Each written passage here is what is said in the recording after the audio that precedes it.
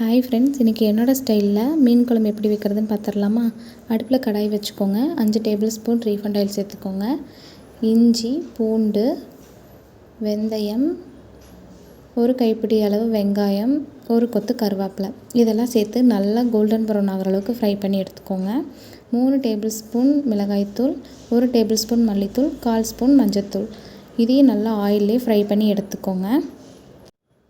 ஒரு lemon size புளியை தண்ணியில் கரைச்சி வச்சுருக்கேன், அதையும் சேர்த்துக்கலாம். நல்லா மிக்ஸ் பண்ணி விட்டுட்டு மூடி போட்டு எண்ணெய் பிரிஞ்சு வர அளவுக்கு குக் பண்ணிக்கோங்க.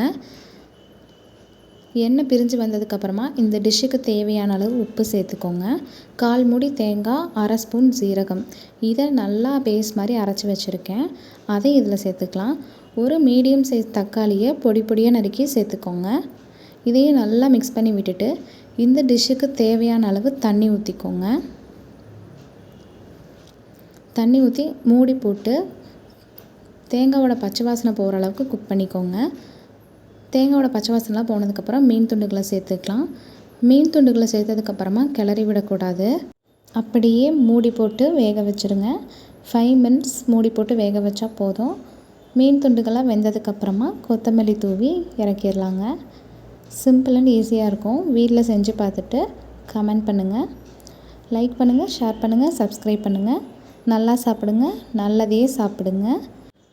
நாளைக்கு இன்னொரு இன்ட்ரெஸ்டிங்கான வீடியோவோட உங்கள் எல்லாரையும் பார்க்குறேன். தேங்க்யூ, பாய்.